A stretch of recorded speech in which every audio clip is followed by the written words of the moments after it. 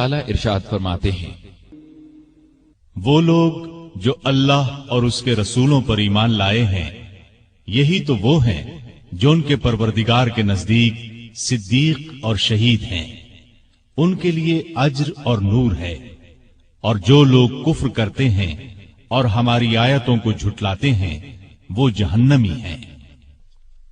इरशाद नबवी है, अबू बकर के माल ने जितना मुझे फायदा दिया, इतना किसी और के माल ने नहीं दिया। जमाते असहाब रोशन सितारे हैं। आसमान पर मौजूद सितारों की रोशनी कमोबेश है। यही मिसाल सहाबाए किराम रज़ी अल्लाह अन्हुम की है, लेकिन हैं सभी रोशन। इनमें सबसे नुमायां, सबसे रोशन और सबसे ताबनाक बहरहाल पहले 4 सहाबा ही हैं। यही पहले 4 सहाबा खुलफाए राशिदीन हैं। अशराए मुबश्शरा में भी सबसे पहले इन्हीं का नाम है। दुनिया में बहुत से लोगों को अजीबो गरीब खुसूसियात नसीब हुई। आदम अलैहिस्सलाम सबसे पहले इंसान हुए। अल्लाह ताला ने उन्हें माँ बाप के बगैर पैदा फरमाया। ईसा अलैहिस्सलाम बिन बाप के पैदा हुए। नूह अलैहिस्सलाम को 950 साल के करीब जिंदगी मिली। इब्राहिम अलैहिस्सलाम को आग में डाला गया, आग उन्हें जला न सकी। इस्माइल अलैहिस्सलाम के गले पर छुरी चलाई गई, गला न कटा। यूनुस अलैहिस्सलाम को मछली ने जिंदा निकला, फिर मछली के पेट से जिंदा निकल आए। मूसा अलैहिस्सलाम से कोही तूर पर अल्लाह ताला ने कलाम फरमाया। नबी करीम सल्लल्लाहु अलैहि वसल्लम की तो हर बात ही हरफा व आला है। आसमानों की सैर की, खत्म नबूवत का ताज आपको पहनाया गया। आपकी उम्मत को ये इम्तियाज बख्शा गया कि आखिरी उम्मत करार पाई। इस आखिरी उम्मत में भी बहुत से अफराद अनोखी खुसूसियात वाले करार पाए। उनमें सबसे बुलंद दर्जा अबू बकर सिद्दीक रजी अल्लाह अन्हु का है। उनकी शान में अल्लाह ताला ने ये आयत नाजिल फरमाई, अगर तुम उनकी मदद न करो तो अल्लाह ही ने उनकी मदद की, उस वक्त जब उसे काफिरों ने देश से निकाल दिया था। 2 में से दूसरा जबकि वो दोनों गार में थे। जब ये अपने साथी से कह रहे थे कि गम न कर, अल्लाह हमारे साथ है। बस जनाब बारी ने अपनी तरफ से तस्कीन उस पर नाजिल फरमाकर उन लश्करों से उसकी मदद की जिन्हें तुमने देखा ही नहीं। उसने काफिरों की बात पस्त कर दी और बुलंद व अजीज तो अल्लाह का कलेमा ही है। अल्लाह गालिब है, हिकमत वाला है। तिरमिज़ी की एक रिवायत के अल्फाज ये हैं। अबू हुरैरा रजी अल्लाह अन्हु से रिवायत है, रसूलुल्लाह सल्लल्लाहु अलैहि वसल्लम ने फरमाया, मुझ पर जिस किसी का भी एहसान था मैंने उसका बदला चुका दिया, सिवाय अबू बकर के। मुझ पर अबू बकर का एहसान बाकी है। इसका बदला अल्लाह ताला ही क़यामत के दिन अता करेगा। और मुझे किसी के माल ने इतना नफा नहीं दिया जितना अबू बकर के माल ने नफा दिया। अगर मैं किसी को अपना जानी दोस्त बनाता तो अबू बकर को बनाता। खबरदार, तुम्हारा साथी अल्लाह का दोस्त है। यानी अल्लाह ताला ने चूंकि मुझे दोस्त बनाया है, इसलिए अल्लाह के सिवा मैं किसी को दोस्त नहीं बना सकता।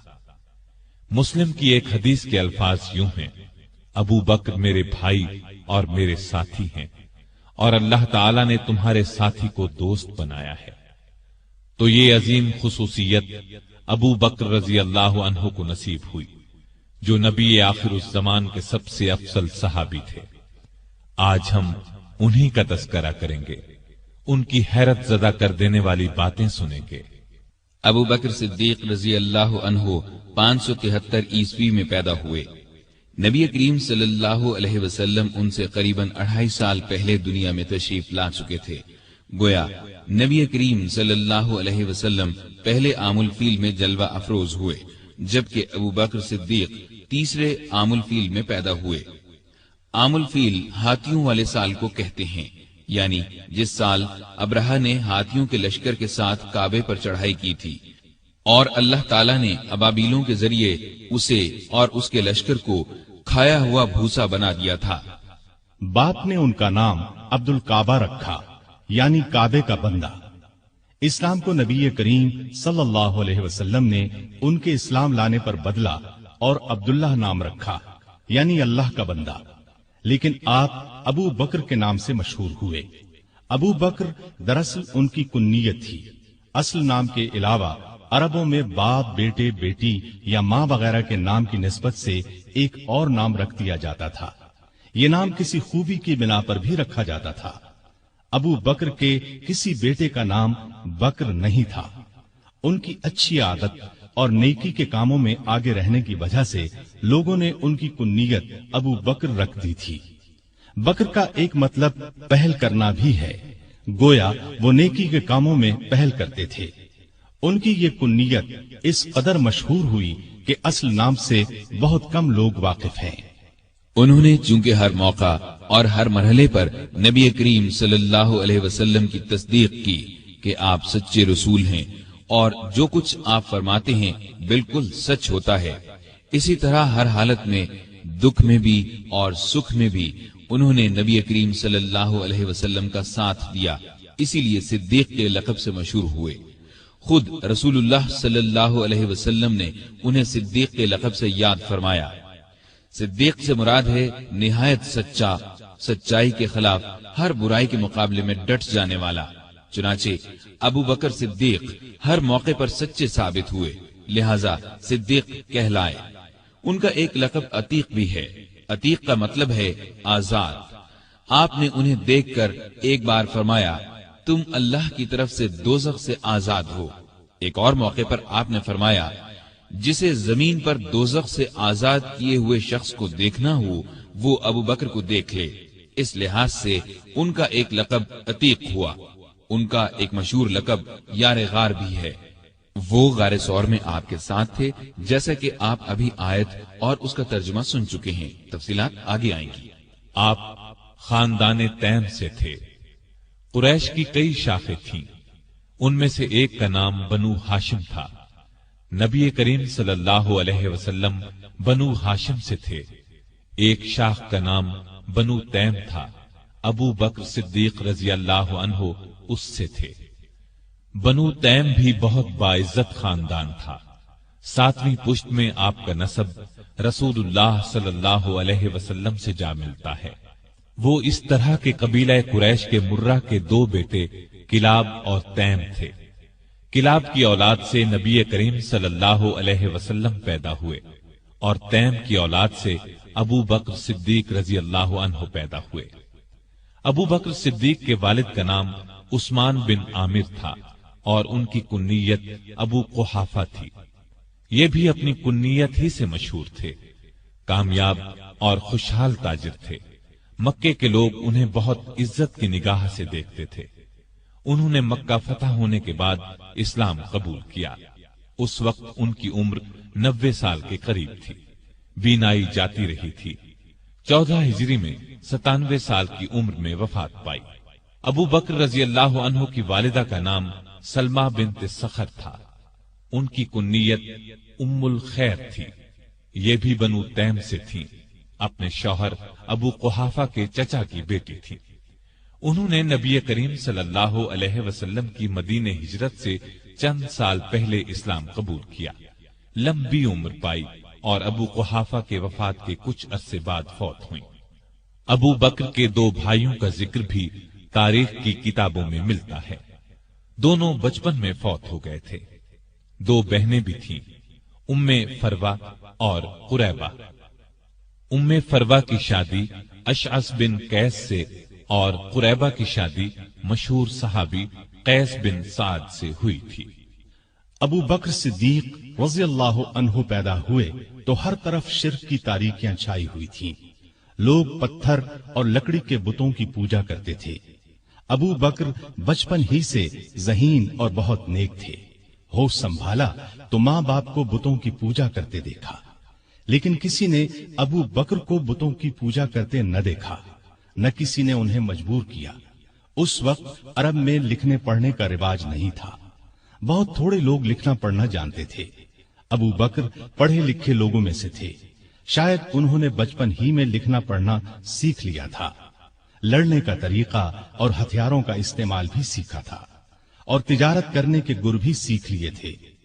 वो कभी नशे वाली चीज के करीब नहीं गए। न किसी बुरे काम में कभी हिस्सा लिया।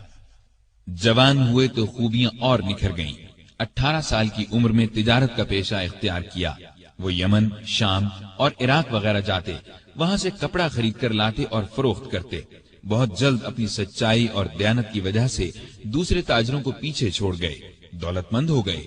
मक्के के रईसों में उनका शुमार होने लगा। जितने दौलतमंद थे उतने ही सखी, नर्म दिल और लोगों के हमदर्द थे। भूखों को खाना खिलाते, नंगों को कपड़े पहनाते, बेवाओं और यतीमों की मदद करते। किसी को मुसीबत में देखते तो फौरन उसकी मदद को पहुंचते। आम लोगों के साथ बहुत मोहब्बत और शफकत से पेश आते। कभी झूठ नहीं बोलते थे। शराब और बुतों से नफरत करते थे। उस जमाने में जो बेशुमार दूसरी बुराइयां फैली हुई थीं, उनसे भी दूर रहते थे। अरबी जबान के बहुत अच्छे आलिम थे। कभी कभार शेर भी कह लेते थे। अरब में ये बात बहुत खूबी की समझी जाती थी। कुरैश की मुख्तलिफ शाखों और दूसरे कबीलों के रस्म रिवाज और हस्ब नसब को जानने वाला उनसे बढ़कर कोई नहीं था। कत्ल के मुकद्दमात के फैसले वही करते थे। नेकी, परहेजगारी, दयानतदारी, नर्म मिजाजी, मिलनसारी और दूसरी खूबियों की वजह से मक्के के सब लोग उनकी दिल से इज्जत करते थे। किसी मामले में कोई मुश्किल पेश आ जाती तो मशवरे के लिए उन्हीं के पास आते थे। अरब के दूसरे कबीले भी उनकी इज्जत करते थे। तिजारत के लिए दूसरे मुल्कों का सफर करते तो अरब के अक्सर कबीलों से वास्ता पड़ता था। वो सब उन्हें एक मुअज़्ज़ज़ और नेक ताजिर ख्याल करते थे। यही वो जमाना था जब उनकी दोस्ती नबी करीम सल्लल्लाहु अलैहि वसल्लम से हो गई और ये दोस्ती रोज बरोज गहरी होती चली गई। दोनों एक दूसरे को बहुत चाहने लगे थे। कई तिजारती सफर भी एक साथ किए। फिर वो वक्त भी आया जब रसूलुल्लाह सल्लल्लाहु अलैहि वसल्लम हर रोज सुबह शाम उनके घर तशरीफ ले जाने लगे। इस तरह वो मक्के के तमाम लोगों से बढ़कर आप सल्लल्लाहु अलैहि वसल्लम के अखलाक और बेमिसाल खूबियों से वाकिफ हो गए। इस्लाम लाने से पहले तक उनका यही रंग रहा, यहां तक कि 38 साल की उम्र को पहुंच गए। उस वक्त नबी करीम सल्लल्लाहु अलैहि वसल्लम की उम्र मुबारक 40 साल हो चुकी थी और आप 41वें साल में कदम रख चुके थे कि आपने नबूवत का ऐलान फरमाया। सबसे पहले 4 नेक इंसानों ने इस्लाम कबूल किया। उनमें से 3 तो आपके घर के थे, यानी खदीजा रजी अल्लाह अन्हा, अली रजी अल्लाह अन्हो और जैद बिन हारिसा रजी अल्लाह अन्हो। अली आपके चचाजाद भाई थे, आप ही के पास रहते थे और उस वक्त उनकी उम्र 10 बरस थी। जैद बिन हारिसा आपके खादिम और मुंह बोले बेटे थे। खदीजा आपकी बीवी थी। घर से बाहर के लोगों में सबसे पहले अबू बकर सिद्दीक रजी अल्लाह अन्हु ने इस्लाम कबूल किया। गोया मर्दों में भी सबसे पहले यही इस्लाम लाए। इस्लाम लाते ही आपने फौरन कह दिया, अब मेरी हर चीज का मालिक अल्लाह और अल्लाह के रसूल हैं। माल और असबाब तो क्या चीज हैं, उनकी खातिर जान और औलाद भी कुर्बान कर सकता हूं। नबुव्वत का ऐलान फरमाने के बाद नबी सल्लल्लाहु अलैहि वसल्लम ने शुरू के 3 सालों में सिर्फ उन समझदार लोगों को इस्लाम की तरफ बुलाया जिनसे ये उम्मीद की जा सकती थी कि वो झगड़ा नहीं करेंगे और अल्लाह का सच्चा दीन कबूल कर लेंगे। इस काम में अबू बकर सिद्दीक ने आपका पूरा पूरा साथ दिया। इस्लाम की तबलीग की और कुरैश के बड़े बड़े लोगों को मुसलमान कर लिया। उनमें उस्मान गनी, तलहा, जुबैर, साद बिन अबी वकास और अब्दुर्रहमान बिन औफ रजी अल्लाह अन्हुम जैसे ऊंचे रुतबे के लोग शामिल थे। रसूल करीम सल्लल्लाहु अलैहि वसल्लम की तबलीग से 3 साल में करीबन 150 नेक मर्दों और औरतों ने इस्लाम कबूल किया। ये काम चुपके चुपके किया गया। उस जमाने में नमाजें भी छुप कर पढ़ी जाती थीं ताकि काफिरों को उनके इस्लाम लाने का पता न चले। ताहम एक दिन चंद काफिरों ने मुसलमानों को नमाज पढ़ते देख लिया। उन्होंने मुसलमानों को बाप दादा का मजहब छोड़ने पर बुरा भला कहा। नबी करीम सल्लल्लाहु अलैहि वसल्लम को खबर हुई तो आपने अपने प्यारे सहाबी अरकम बिन अबी अरकम रज़ियल्लाहु अन्हु के मकान को मुसलमानों के जमा होने और नमाज पढ़ने की जगह बना दिया। ये मकान सफा पहाड़ी के करीब था और बहुत महफूज था। काफिर उस पर आसानी से हमला नहीं कर सकते थे। نبوت کے چوتھے سال اللہ تعالیٰ کے حکم سے آپ نے کھلم کھلا اسلام کی تبلیغ شروع فرمائی۔ اس پر کافر بھڑک اٹھے، مسلمانوں کو ستانے لگے، ان کے دشمن بن گئے۔ مسلمانوں نے قریباً 9 سال ظلم برداشت کیے۔ اسلام لانے والوں کی تعداد مسلسل بڑھتی گئی۔ ابو بکر رضی اللہ عنہ نے بھی اسلام کی خاطر ظلم برداشت کیے، لیکن برابر اسلام کی خدمت میں لگے رہے۔ آپ صلی اللہ علیہ وسلم پر جان چھڑکتے رہے۔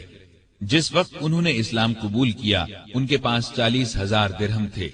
ان میں سے اپنے پاس صرف 5-6 ہزار درہم رکھ کر باقی سب غریب مسلمانوں کو کافروں کے پنجے سے چھڑانے اور اسلام کی ترقی کے لیے خرچ کر ڈالے۔ ابو بکر رضی اللہ عنہ کی تبلیغ سے جن لوگوں نے اسلام قبول کیا، ان میں طلحہ بھی تھے۔ یہ ابو بکر رضی اللہ عنہ کے چچا زاد بھائی تھے۔ ان کے اسلام لانے کا حال قریش کے ایک سردار کو معلوم ہوا۔ یہ شخص اسلام کا سخت دشمن تھا۔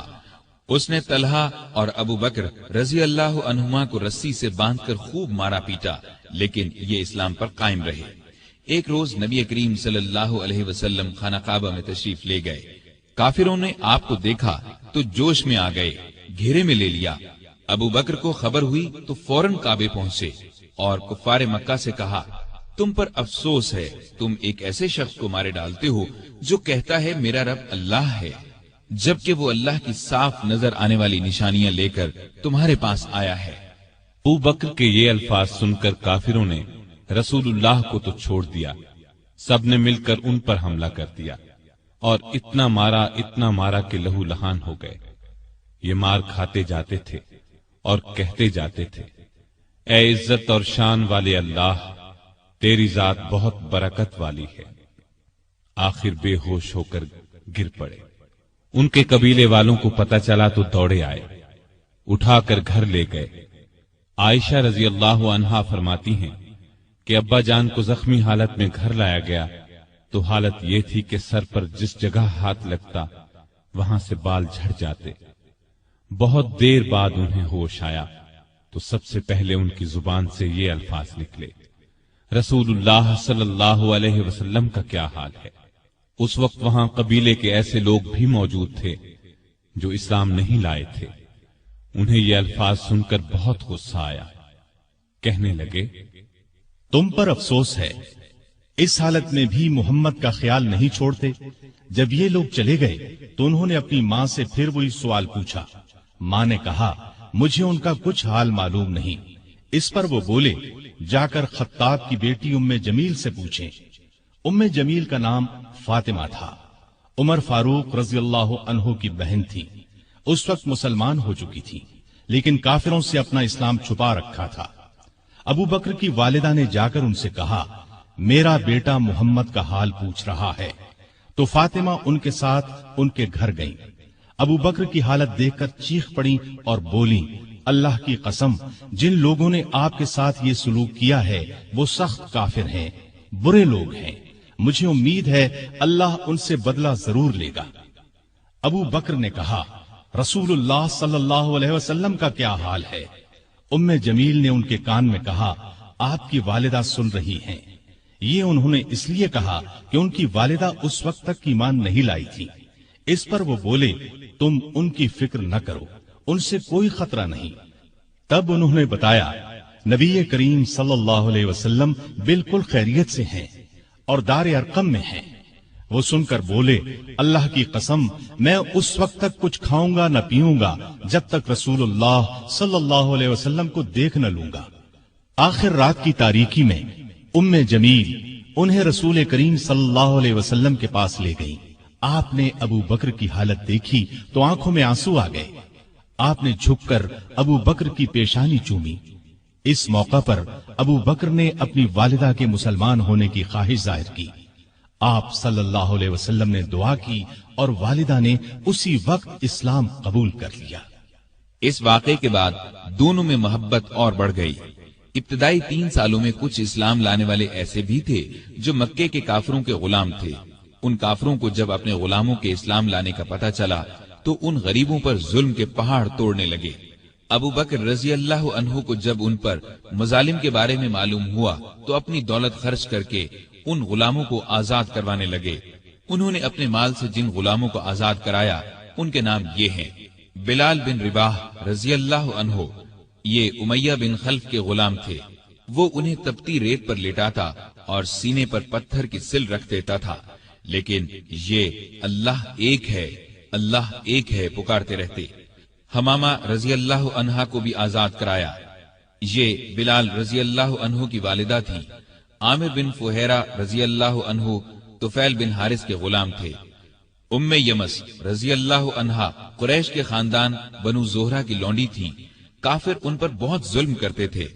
ابو فکیہہ رضی اللہ عنہ بنو عبد الدار یا صفوان بن امیہ کے غلام تھے.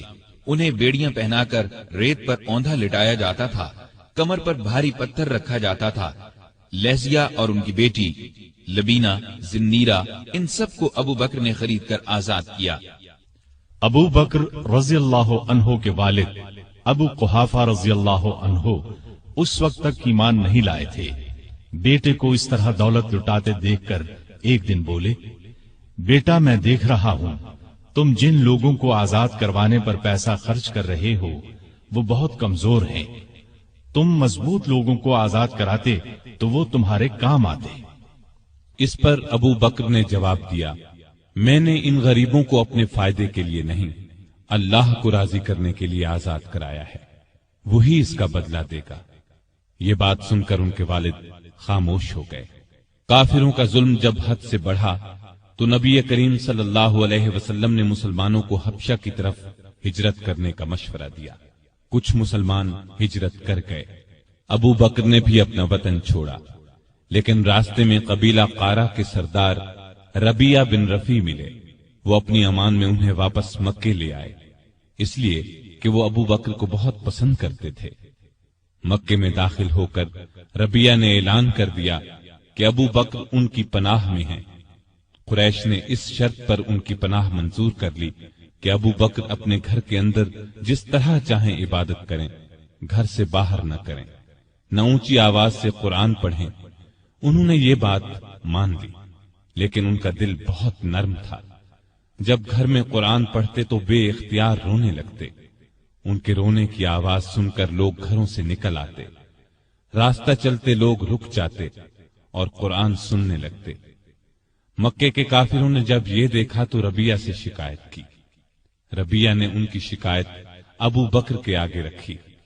اس پر ابو بکر نے ان کی پناہ واپس کر دی اور فرمایا، میں اپنے اللہ کی پناہ پر راضی ہوں.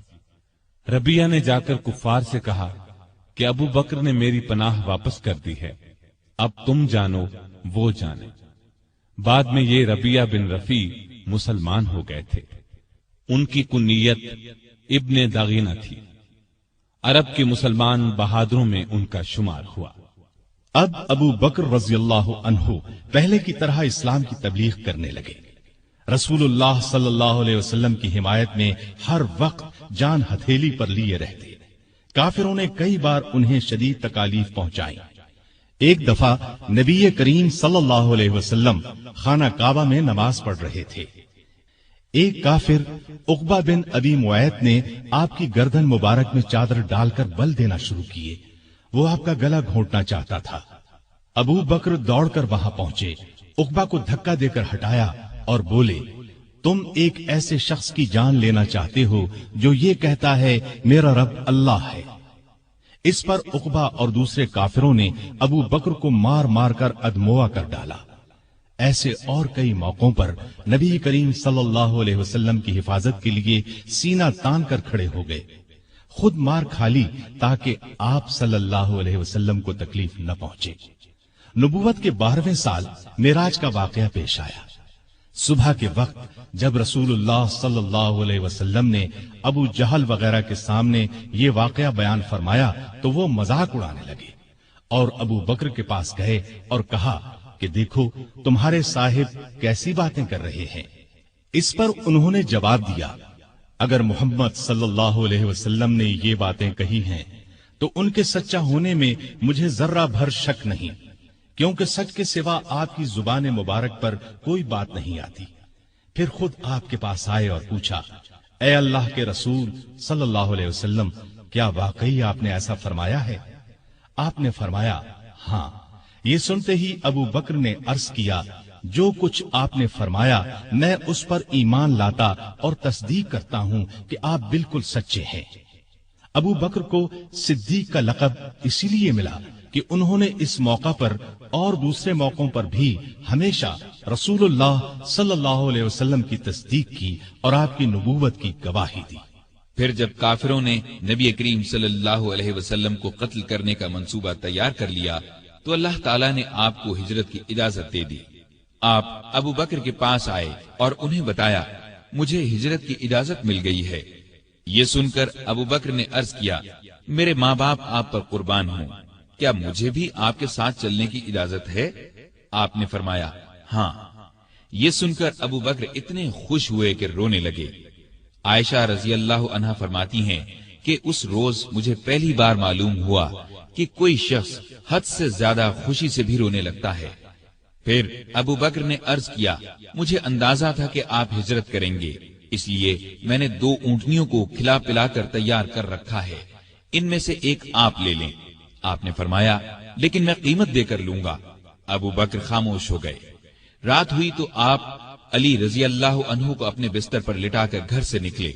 اللہ تعالیٰ نے کفار کو اس وقت اندھا کر دیا، وہ ننگی تلواریں لیے گھر کو گھیرے کھڑے تھے کہ جو ہی آپ باہر نکلیں گے کام تمام کر دیں گے۔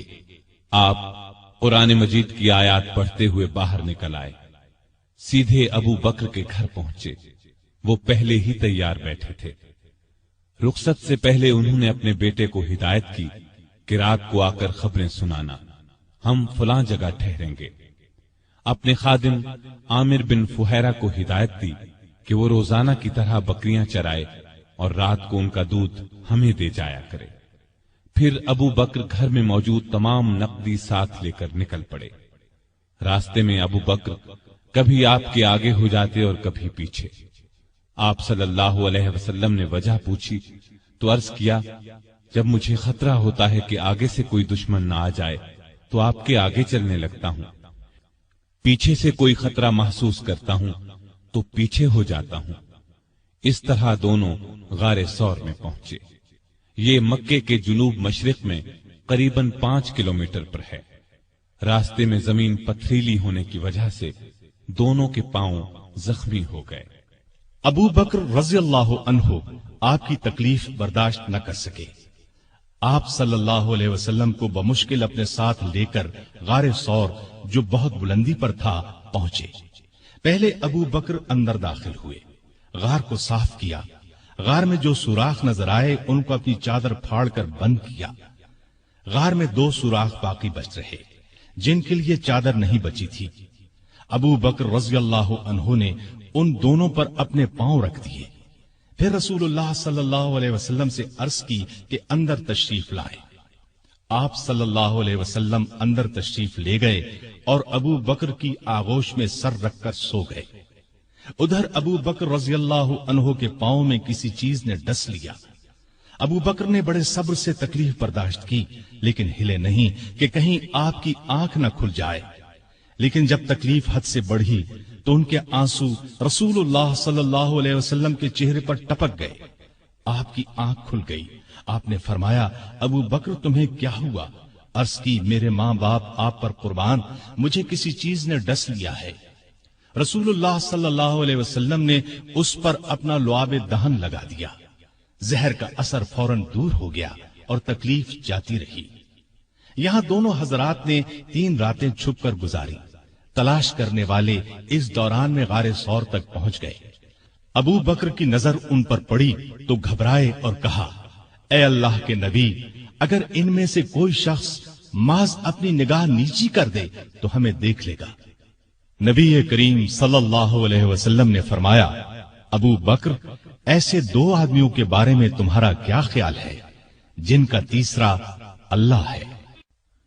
اس وقت اللہ نے کافروں کی آنکھوں پر پردہ ڈال دیا، وہ غار کے اندر نہ دیکھ سکے۔ آپ نے 3 راتیں اور 3 دن غار میں قیام فرمایا۔ عامر بن فہیرہ دودھ پہنچاتے رہے، آپ کی بیٹی اسما رات کو کھانا پہنچاتی رہی اور عبداللہ رضی اللہ عنہ دن بھر کی خبریں بھی سناتے رہے۔ گویا ابو بکر کا گھرانہ خدمت میں لگا رہا۔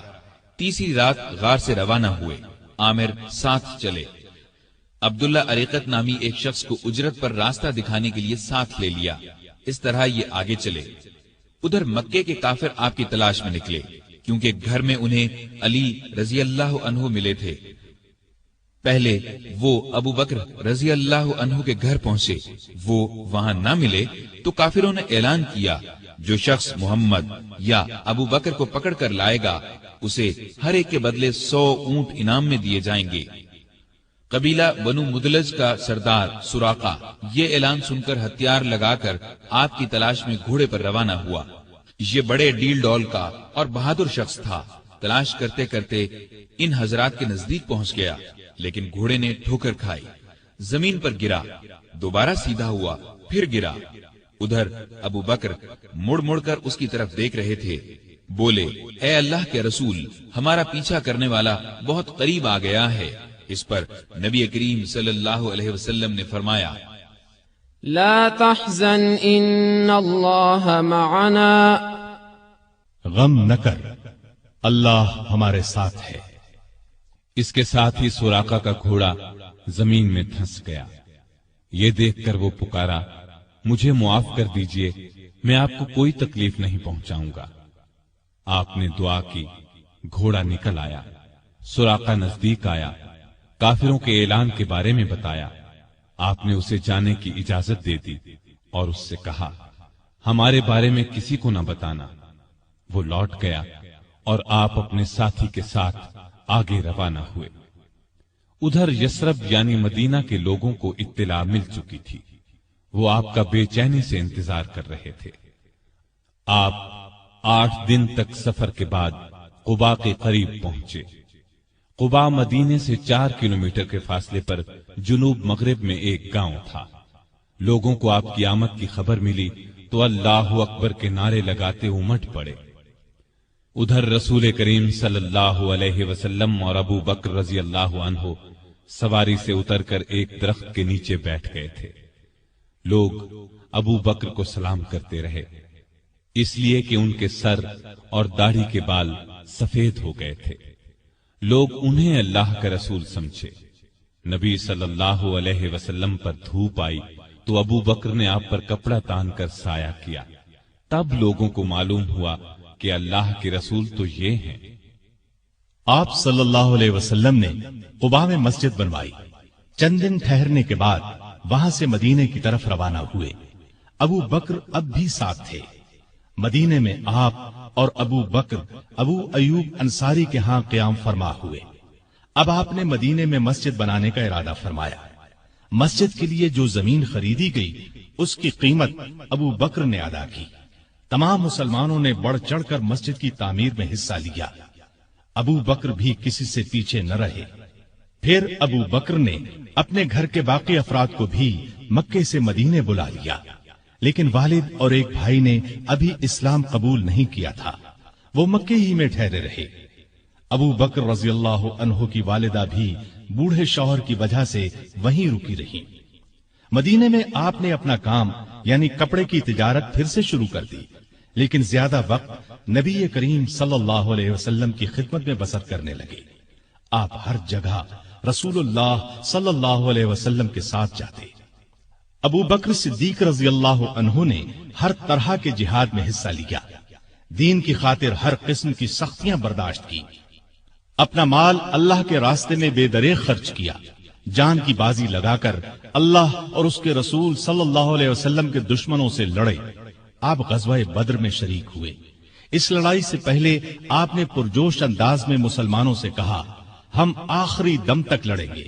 میدان جنگ میں نبی کریم صلی اللہ علیہ وسلم بہت دیر تک دعا کرتے رہے تو ابو بکر کا دل بھر آیا اور انہوں نے یہ الفاظ کہے، اے اللہ کے رسول، اب بس کیجئے، آپ بہت دعا مانگ چکے، اللہ آپ سے کیا ہوا وعدہ ضرور پورا فرمائے گا۔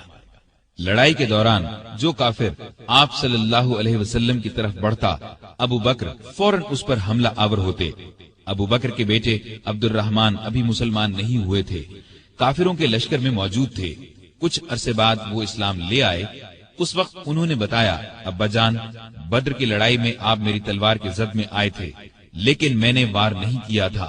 یہ سن کر ابو بکر نے فرمایا، لیکن اگر تم میری تلوار کی زد میں آ جاتے تو میں تمہیں ہرگز نہ چھوڑتا۔ اس کے بعد احد کی لڑائی ہوئی۔ اس لڑائی میں مسلمانوں کے ایک دستے کی غلطی کی وجہ سے مسلمانوں کے پاؤں اکھڑ گئے۔ اس وقت کافر چاروں طرف سے آپ صلی اللہ علیہ وسلم پر ٹوٹ پڑے۔ اس وقت جن چند جانثاروں نے آپ کے ساتھ دشمن کا مقابلہ کیا ان میں سے ایک ابو بکر رضی اللہ عنہ بھی تھے۔ خندق کی لڑائی میں ابو بکر فوج کا ایک دستہ لے کر خندق کے ایک حصے کی حفاظت کرتے رہے۔ بعد میں اس جگہ مسجد بنائی گئی جو مسجد صدیق کے نام سے مشہور ہوئی۔ بیعت رضوان کے موقع پر صلح کی چند شرائط مسلمانوں کو پسند نہ آئیں تو وہ ابو بکر کے پاس آئے اور اپنا خیال ظاہر کیا۔ ابو بکر نے ان سے فرمایا، آپ اللہ کے رسول ہیں، جس طرح اللہ حکم دیتا ہے اسی طرح کرتے ہیں، اللہ ان کی مدد کرے گا، تم ان کی اطاعت کرتے رہو، اللہ کی قسم وہ حق پر ہیں۔ خیبر کی لڑائی میں بھی ابو بکر رضی اللہ عنہ ساتھ تھے۔ فتح مکہ کے موقع پر بھی ابو بکر ساتھ تھے۔ قریش میں اب مقابلے کی تاب نہیں تھی۔ آپ صلی اللہ علیہ وسلم نے انہیں معاف کر دیا۔ ابو بکر اپنے والد ابو قحافہ کو آپ کی خدمت میں لائے۔ وہ بہت بوڑھے ہو چکے تھے، بینائی بھی زائل ہو چکی تھی۔ ابو بکر نے خواہش ظاہر کی کہ وہ مسلمان ہو جائیں۔ آپ صلی اللہ علیہ وسلم نے ان کے سینے پر ہاتھ پھیرا اور فرمایا، اسلام لے آئیے۔ انہوں نے اسی وقت کلمہ پڑھ لیا۔ غزوہ حنین کے موقع پر جب قبیلہ حوازن نے زبردست تیر اندازی کی تو مسلمانوں کی صفیں ٹوٹ گئیں۔ اس وقت جو صحابہ ثابت قدم رہے ان میں ابو بکر بھی تھے۔ غزوہ طائف میں ابو بکر کے بیٹے عبداللہ کو ایک تیر لگا، وہ زخمی ہو گئے۔ چند دن میں زخم ٹھیک ہو گیا لیکن پھر خراب ہو گیا اور وہ اسی زخم کی وجہ سے فوت ہوئے۔ تبوک کی لڑائی کے موقع پر لشکر کے لیے ہتھیاروں اور سواریوں کی بہت ضرورت تھی۔ آپ نے مسلمانوں سے فرمایا، دل کھول کر مال اور سامان دیں۔ اس پر غریب امیر ہر مسلمان نے مال، سامان، اونٹ، گھوڑے، غلہ، کھجوریں وغیرہ آپ کی خدمت میں ڈھیر کر دی۔ ابو بکر اپنے گھر کا تمام سامان اور ہر چیز لے آئے۔ نبی کریم صلی اللہ علیہ وسلم نے پوچھا، ابو بکر بال بچوں کے لیے کیا چھوڑا؟ انہوں نے عرض کیا، ان کے لیے اللہ اور اللہ کا رسول کافی ہیں۔ لڑائی میں آپ صلی اللہ علیہ وسلم نے ساری فوج کا انتظام ابو بکر رضی اللہ عنہ کے سپرد کیا۔ فوج کا بڑا جھنڈا بھی انہی کو دیا۔ تبوک مدینے سے 686 کلومیٹر دور ہے۔ مسلمان تکلیفیں اٹھاتے وہاں پہنچے۔ تبوک سے واپسی کے بعد حج کے دن قریب آئے تو آپ صلی اللہ علیہ وسلم نے ابو بکر کو امیر حج مقرر فرمایا۔ انہوں نے لوگوں کو حج کرایا۔ ہجرت کے 10ویں سال رسول کریم صلی اللہ علیہ وسلم خود حج کے لیے مکہ تشریف لے گئے۔ ابو بکر رضی اللہ عنہ اور ہزارہا مسلمان آپ کے ساتھ تھے۔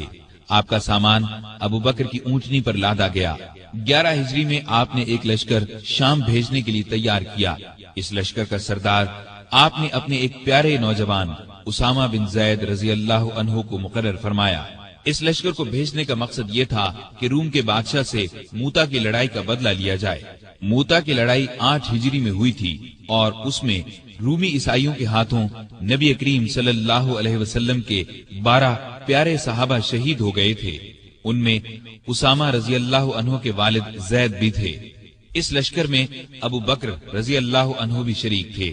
انہوں نے اس بات کی پرواہ تک نہیں کی کہ ان کا سپہ سالار 18-19 سال کی عمر کا ایک نوجوان ہے۔ دراصل وہ اللہ کے سپاہی تھے اور جو بات اللہ کے رسول صلی اللہ علیہ وسلم کو پسند تھی وہی انہیں بھی پسند تھی۔ حج سے واپسی پر نبی صلی اللہ علیہ وسلم نے مسلمانوں کو یہ خطبہ دیا، اللہ نے اپنے ایک بندے کو اختیار دیا کہ چاہے تو دنیا کی نعمتوں کو قبول کر لے اور چاہے تو اللہ کے پاس جا کر ان نعمتوں کو قبول کرے جو وہاں ملنے والی ہیں۔ تو اس بندے نے اللہ کے پاس جا کر ملنے والی نعمتوں کو قبول کیا ہے۔ یہ خطاب سن کر ابو بکر رضی اللہ عنہ رونے لگے۔ وہ سمجھ گئے کہ یہ آپ صلی اللہ علیہ وسلم نے اپنے بارے میں فرمایا ہے۔ ہجرت کے 11ویں سال رسول کریم صلی اللہ علیہ وسلم کے مرض میں اضافہ ہو گیا تو آپ نے ابو بکر کو نماز پڑھانے کا حکم فرمایا۔ ابو بکر نمازیں پڑھانے لگے۔ اس دوران میں ایک صبح آپ کو افاقہ محسوس ہوا تو آپ سہارا لے کر مسجد میں تشریف لے آئے۔ ابو بکر نے پیچھے ہٹنا چاہا تو آپ نے اشارے سے فرمایا اپنی جگہ پر رہو۔ پھر آپ نے ان کے ساتھ بیٹھ کر نماز ادا کی۔ ہجرت کے 11ویں سال 12 ربیع الاول بروز پیر آپ صلی اللہ علیہ وسلم نے رحلت فرمائی۔ وہ دن ابو بکر کی زندگی کا سب سے بڑے صدمے کا دن تھا۔ انہوں نے نبی کریم صلی اللہ علیہ وسلم کی پیشانی کو بوسہ دیا اور فرمایا، میرے ماں باپ آپ پر قربان، اللہ آپ پر 2 موتیں جمع نہیں کرے گا۔ جو موت اللہ نے آپ کے لیے لکھ دی وہ آ چکی، اب آپ پر کبھی موت نہیں آئے گی۔ اس وقت صحابہ کی حالت بہت نازک تھی۔ سیدنا عمر فاروق رضی اللہ عنہ ننگی تلوار لیے اعلان کرتے نظر آئے، جو شخص یہ کہے گا کہ رسول اللہ صلی اللہ علیہ وسلم نے وفات پائی، میں اسے جان سے مار ڈالوں گا۔ ابو بکر نے ان کی یہ تقریر سنی تو فرمایا، اے عمر سنبھلو اور چپ ہو جاؤ۔ پھر آپ نے لوگوں کے سامنے تقریر کی، لوگوں، جو شخص محمد صلی اللہ علیہ وسلم کو پوچھتا تھا وہ جان لے کہ محمد صلی اللہ علیہ وسلم وفات پا گئے ہیں، اور جو اللہ کو پوچھتا تھا وہ سمجھ لے کہ اللہ زندہ ہے، وہ کبھی نہیں مرے گا۔ ان الفاظ کے بعد آپ نے قرآن مجید کی یہ آیت تلاوت فرمائی، محمد صلی اللہ علیہ وسلم صرف رسول ہی ہیں، ان سے پہلے بہت سے رسول آ چکے ہیں۔ کیا اگر ان کا انتقال ہو جائے یا شہید ہو جائیں تو تم اسلام سے اپنی ایڑیوں کے بل پھر جاؤ گے؟ اور جو کوئی پھر جائے اپنی ایڑیوں پر تو ہرگز اللہ تعالیٰ کا کچھ نہ بگاڑے گا۔ ان قریب اللہ تعالیٰ شکر گزاروں کو نیک بدلہ دے گا۔ ابو بکر رضی اللہ عنہ کی تقریر سن کر لوگوں کو یقین آ گیا کہ رسول اللہ صلی اللہ علیہ وسلم واقعی ان سے جدا ہو چکے ہیں۔ آپ کی وفات کے بعد مسلمانوں نے متفقہ طور پر جناب ابو بکر صدیق کو خلیفہ چن لیا۔ خلیفہ بنائے جانے کے بعد انہوں نے یہ خطبہ دیا، لوگو، اللہ کی قسم میں نے کبھی تمہارا امیر بننے کی خواہش نہیں کی۔ تم نے ایک ایسا بوجھ مجھ پر ڈال دیا ہے جس کے اٹھانے کی طاقت میں اپنے اندر نہیں پاتا، اور اللہ کی مدد کے بغیر اس کو نہیں سنبھال سکتا۔ میں تم سے بہتر نہیں، اگر سیدھے راستے پر چلوں تو میری مدد کرنا، اور اگر غلطی کروں تو مجھے درست کر دینا۔ یاد رکھو، سچائی امانت ہے اور جھوٹ خیانت۔ تم میں سے جو کمزور ہے وہ میرے نزدیک طاقتور ہے، یہاں تک کہ اس کا حق دلوا دوں، اور تم میں سے جو طاقتور ہے وہ میرے نزدیک کمزور ہے، یہاں تک کہ اس سے دوسروں کا حق وصول کر لوں۔ جو قوم اللہ کی راہ میں جہاد چھوڑ دیتی ہے وہ ذلیل کر دی جاتی ہے، اور جس قوم میں بے حیائی پھیل جاتی ہے اس پر اللہ کا عذاب نازل ہوتا ہے۔ جب تک میں اللہ اور اس کے رسول صلی اللہ علیہ وسلم کی اطاعت کروں تم میرا حکم مانو، اور جب میں اللہ اور اس کے رسول کی نافرمانی کروں تو تم پر میرا حکم ماننا فرض نہیں۔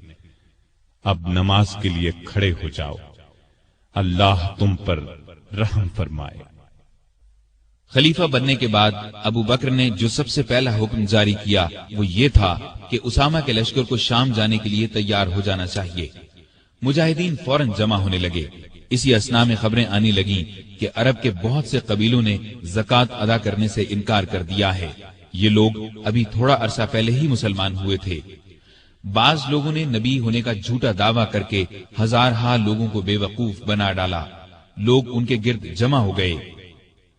یہ حالات دیکھ کر بعض صحابہ نے سیدنا صدیق اکبر کو مشورہ دیا کہ ان حالات میں اسامہ کے لشکر کو بھیجنا مناسب نہیں، بہتر یہ ہے کہ اس کو روک دیا جائے تاکہ دشمن مدینے پر حملہ کریں تو ان کا مقابلہ کیا جا سکے۔ لیکن ابو بکر نے یہ مشورہ ماننے سے انکار کر دیا اور فرمایا، اللہ کی قسم، اگر مدینہ اس طرح آدمیوں سے خالی ہو جائے کہ درندے اور کتے مجھے پھاڑ کھائیں، تب بھی میں اس لشکر کو شام جانے سے نہیں روکوں گا جس کو رسول اللہ صلی اللہ علیہ وسلم نے شام جانے کا حکم فرمایا تھا۔ اب بعض صحابہ نے یہ مشورہ دیا کہ لشکر کا سپہ سالار نو عمر اسامہ کی جگہ کسی عمر رسیدہ تجربہ کار صحابی کو بنا دیا جائے۔ یہ سن کر ابو بکر کو غصہ آ گیا۔ انہوں نے فرمایا، یہ تم کیسا مشورہ دے رہے ہو؟ جس شخص کو رسول اللہ صلی اللہ علیہ وسلم نے لشکر کا امیر بنایا، میں اس کی جگہ کسی اور کو امیر مقرر کروں، ایسا ہرگز نہیں ہوگا۔ پھر ابو بکر رضی اللہ عنہ لشکر کو رخصت کرنے کے لیے خود مدینے سے باہر مقام جرف پر پہنچے، دور تک انہیں چھوڑنے گئے۔ اسامہ گھوڑے پر سوار تھے اور ابو بکر ان کے ساتھ پیدل چل رہے تھے۔ اسامہ نے عرض کیا، اے رسول اللہ کے خلیفہ، یا تو آپ بھی گھوڑے پر سوار ہو جائیں یا مجھے گھوڑے سے اتر کر پیدل چلنے دیں۔ ابو بکر نے فرمایا، نہ تو میں سوار ہوں گا نہ تمہیں گھوڑے سے اترنے دوں گا۔ اگر کچھ دیر کے لیے میرے قدموں پر اللہ کی راہ کا غبار پڑ جائے تو اس سے میری شان میں کوئی کمی نہیں آ جائے گی۔ پھر آپ نے لشکر کو رخصت کیا، انہیں دعا دی۔ اسامہ کا یہ لشکر شام کے عیسائیوں کو سزا دے کر قریباً 70 دن بعد واپس لوٹا۔ نبی صلی اللہ علیہ وسلم کی وفات کے بعد کچھ قبیلے اسلام سے پھر گئے، کچھ نے زکوٰۃ دینے سے انکار کر دیا اور کچھ نے جھوٹی نبوت کا اعلان کر دیا۔ یہ سب ارتدادی فتنے تھے، یعنی یہ مرتد ہو گئے تھے۔ ابو بکر رضی اللہ عنہ نے ان سب کے خلاف جہاد کیا۔ پہلے آپ نے زکوٰۃ نہ دینے والوں سے جنگ کی، انہیں شکست دی۔ پھر خالد بن ولید اور دوسرے سپاہ سالاروں کے لشکر جھوٹے نبیوں کی طرف روانہ کیے۔ مسیلمہ کذاب سب سے بڑا جھوٹا نبی تھا۔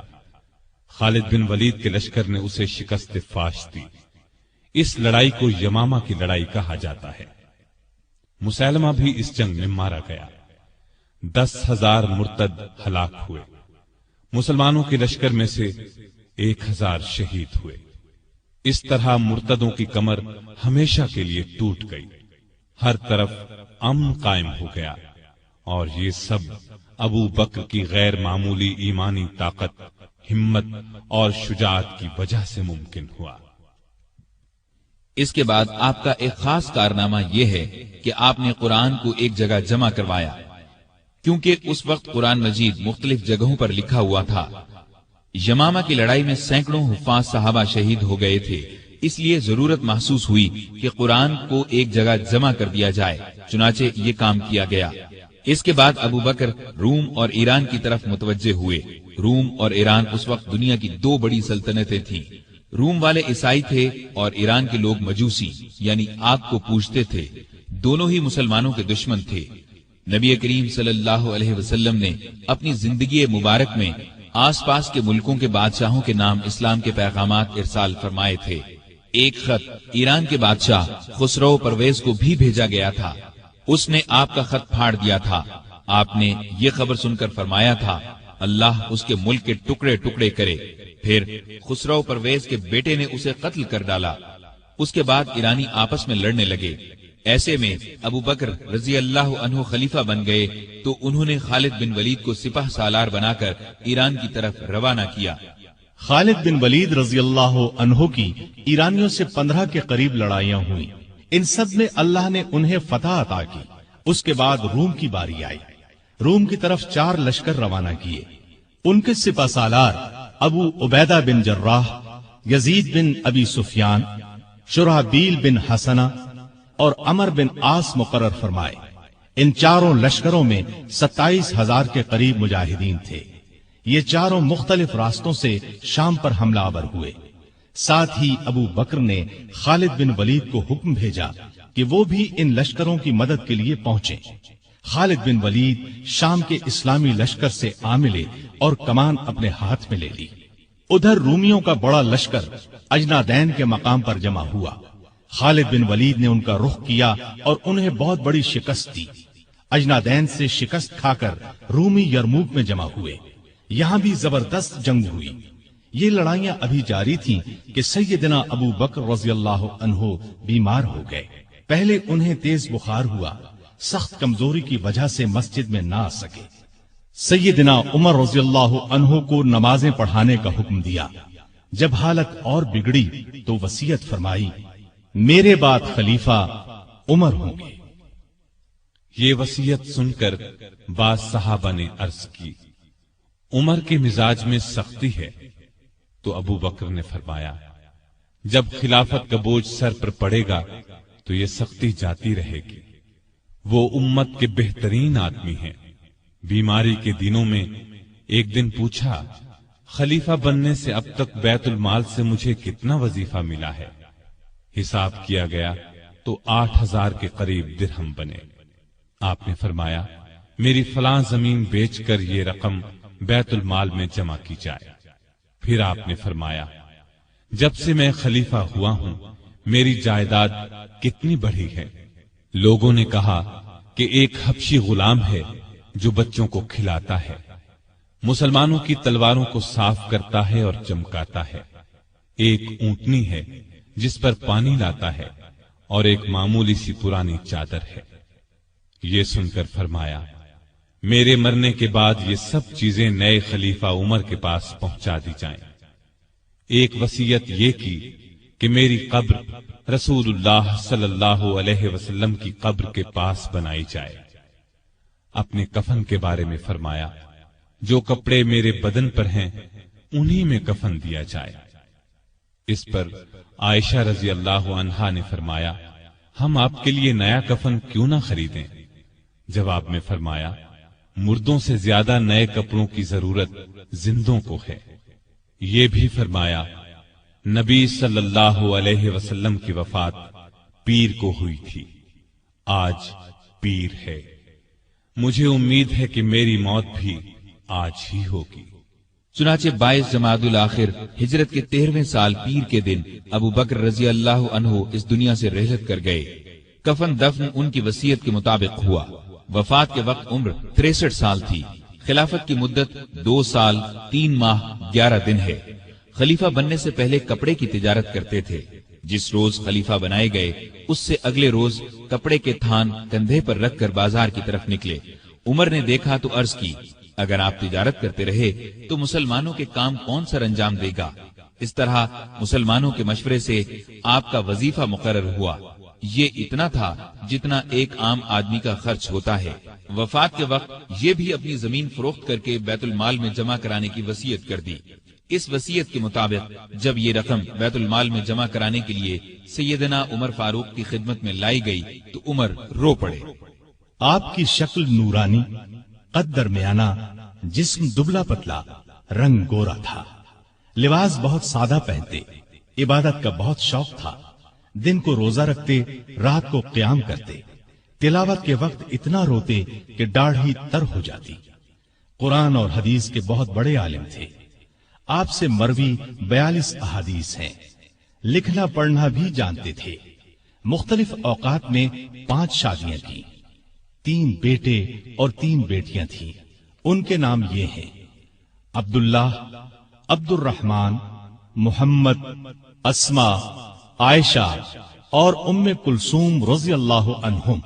گھر والوں سے بہت محبت کرتے تھے، لیکن سب سے زیادہ نبی کریم صلی اللہ علیہ وسلم سے محبت کرتے تھے۔ اس محبت کا الفاظ میں بیان ناممکن ہے۔ ہر وقت اپنی جان نبی کریم صلی اللہ علیہ وسلم پر قربان کرنے کے لیے تیار رہتے تھے۔ آپ صلی اللہ علیہ وسلم بھی ہر وقت انہیں اپنے ساتھ رکھتے، کوئی بات ان سے چھپا کر نہیں رکھتے تھے۔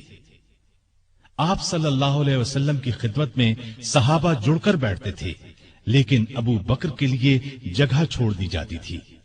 جب وہ اپنی جگہ پر آ کر بیٹھتے تو آپ ان کی طرف رخ کر لیتے تھے۔ آپ صلی اللہ علیہ وسلم فرمایا کرتے تھے، ابو بکر تمام لوگوں میں مجھے سب سے زیادہ پیارے ہیں۔ آپ صلی اللہ علیہ وسلم نے کئی بار انہیں جنت کی بشارت دی۔ ایک مرتبہ فرمایا، ابو بکر حوض کوثر پر میرے ساتھ ہوں گے۔ ایک مرتبہ نبی کریم صلی اللہ علیہ وسلم نے 10 صحابہ کے نام لے کر فرمایا کہ یہ جنتی ہیں۔ ان میں پہلا نام ابو بکر صدیق کا لیا۔ ابو بکر صدیق غریبوں اور محتاجوں کی بہت مدد کرتے تھے۔ اللہ کے راستے میں خرچ کرنے میں سب کو پیچھے چھوڑ دیتے تھے۔ اللہ کا خوف اس قدر تھا کہ حساب کے دن کا خیال آنے پر کانپ جاتے تھے۔ فرمایا کرتے تھے، کاش میں ایک تنکا ہوتا، کسی کو کوئی بات کہہ دیتے تو فوراً اس سے معافی مانگ لیتے، لوگوں کو سلام کرنے میں پہل کرتے تھے، پرہیزگاری تو حد درجے کی تھی۔ ایک دن آپ کا غلام کھانے کی کوئی چیز لایا، آپ نے اس میں سے کچھ کھا لیا، لیکن کھانے کے بعد غلام نے آپ سے پوچھا، آپ کو معلوم ہے کہ آپ نے جو کھایا ہے وہ کیا ہے؟ آپ نے فرمایا، بتلاؤ یہ کہاں سے آیا ہے؟ اس نے بتایا کہ زمانہ جاہلیت میں ایک شخص نے مجھ سے کچھ منتر پڑھوایا تھا، یہ اس کی اجرت ہے۔ یہ سن کر ابو بکر نے اپنا ہاتھ منہ میں ڈالا اور جو کچھ پیٹ میں گیا تھا قے کے ذریعے سب کچھ باہر نکال دیا۔ مزاج میں بہت عاجزی تھی۔ خلیفہ بننے سے پہلے محلے والوں کی بکریوں کا دودھ دو دیتے تھے۔ خلیفہ بننے کے بعد بھی یہ معمول نہ چھوڑا، لوگوں کو بہت اچھی اچھی نصیحتیں کرتے رہتے تھے۔ فرماتے ہیں، مصیبت کی جڑ انسان کی گفتگو ہے، عقل مند کی پہچان یہ ہے کہ وہ زیادہ باتیں نہیں کرتے۔ سچائی امانت اور جھوٹ بددیانتی ہے۔ کسی مسلمان کو حقیر نہ جانو۔ جس قوم میں بری باتیں عام ہو جائیں تو اللہ اس کو مصیبت میں ڈال دیتا ہے۔ ہر اچھے کام کے ثواب کا ایک اندازہ ہے، لیکن صبر کا ثواب بے اندازہ ہے۔ گناہ سے توبہ کرنا ضروری ہے، لیکن گناہ سے بچنا اس سے بھی زیادہ ضروری ہے۔ اس دن پر رو جو تیری عمر سے گزر گیا اور تو نے اس میں کوئی نیکی نہیں کی۔ اللہ تعالیٰ اس وقت تک نفلی عبادت قبول نہیں کرتا جب تک کہ تم فرض ادا نہ کرو۔ جو قوم جہاد کو چھوڑ دیتی ہے اللہ اس کو ذلیل کر دیتا ہے۔ مظلوم کی بد دعا سے بچو، کیونکہ اللہ اس کو فوراً سن لیتا ہے۔ علم بغیر عمل کے بیکار ہے۔ بروں کے پاس بیٹھنے سے اکیلے بیٹھ رہنا بہت اچھا ہے۔ دوائیں کھا کھا کر صحت مند نہیں بنا جا سکتا۔ جس پر نصیحت اثر نہ کرے اس کا دل ایمان سے خالی ہے۔ مسکین اور محتاج کو عاجزی اور ادب سے خیرات دو، اس لیے کہ خوشی سے خیرات دینا اس کے قبول ہونے کی نشانی ہے۔ اللہ سے شرم کرو۔ ہر کام کرتے وقت یاد رکھو اللہ تمہیں دیکھ رہا ہے۔ بڑائی پرہیزگاری میں ہے اور عزت عاجزی میں۔ آپس میں بھائی بھائی بن کر رہو جیسا کہ تمہیں اللہ نے حکم دیا ہے۔ ایک دوسرے سے تعلق مت توڑو، کسی سے حسد نہ کرو اور نہ کسی کے خلاف دل میں کینہ رکھو۔